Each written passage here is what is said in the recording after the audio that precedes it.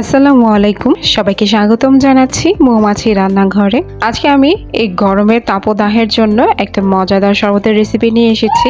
এটি হচ্ছে বেলের শরবত। আর বেলের শরবত কিন্তু পাকস্থলীর অনেক ভালো একটা বন্ধু, আর আমাদের জন্য কিন্তু খুবই উপকারী। আজকে আমি খুব সহজভাবে এই শরবতের রেসিপিটা আপনাদের সাথে শেয়ার করব। তাহলে চলুন শরবতের রেসিপিটা দেখে ফেলি। শরবত তৈরি করার জন্য এখানে আমি একটা পাকা বেল নিয়েছি, আর বেলটা যত বেশি পাকা হবে শরবতের টেস্টটা ঠিক ততটাই ভালো হবে। এবার বেলটাকে ভেঙে আমি বেলের ভিতর থেকে শাঁসগুলোকে বের করে নিচ্ছি।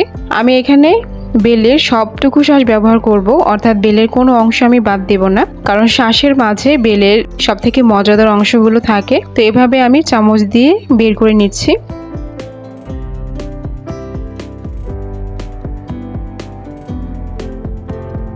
এবার আমি এখানে অল্প অল্প করে পানি অ্যাড করে এই বেলের অংশটাকে খুব ভালো করে হাত দিয়ে কচলে নেব। এতে করে বেলের মাঝে যে আঁশ আর বিচি থাকে সেগুলোকে খুব সহজে আলাদা করা যাবে। অল্প অল্প করে পানি অ্যাড করে আমি এইভাবে ডলে ডলে নিচ্ছি।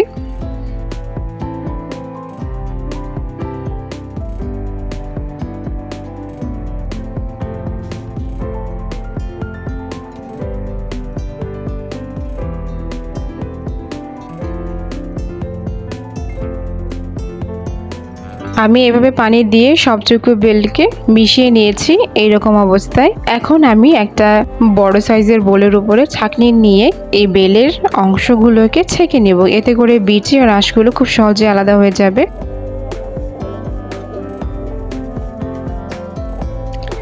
বেলের সম্পূর্ণ অংশ আমি খুব ভালো করে চেলে নিয়েছি। এতে কোনো প্রকার বিচি বা আঁশ এখন নেই। এখন এই অংশ দিয়ে আমি বেলের শরবতটা তৈরি করে নেব।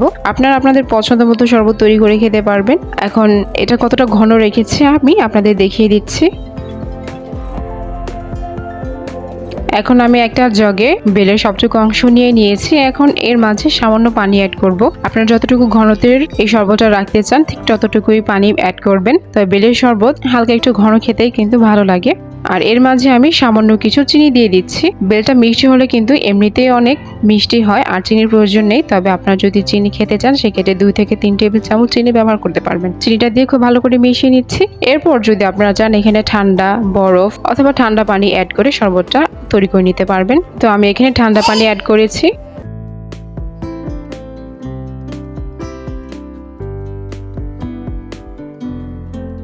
এবার আমি বেলের শরবতটাকে একটা গ্লাসে ঢেলে নিচ্ছি। আপনারা দেখতে পাচ্ছেন আমি কিন্তু অনেকটা ঘন রাখিনি, আবার অনেক পাতলাও করিনি। এভাবেই খেতে বেলের শরবতটা ভালো লাগে। আপনারা চাইলে এখানে কিছু বরফ কুচি অ্যাড করতে পারবেন। বাহিরের অস্বাস্থ্যকর পরিবেশে বেলের শরবত না খেয়ে একটা বেল কিনে আনলে ঘরে আপনারা প্রায় 8 থেকে 9 গ্লাস এই বেলের শরবত তৈরি করে খেতে পারবেন। আমার ভিডিওগুলো যদি আপনাদের ভালো লেগে থাকে তাহলে আমি আশা করব আপনারা মৌমাছি রান্নাঘরের পাশেই থাকবেন আর আমার চ্যানেলটিকে সাবস্ক্রাইব করে দিবেন। আজকে এই পর্যন্তই। সবাই ভালো থাকবেন, সুস্থ থাকবেন। আল্লাহ হাফেজ।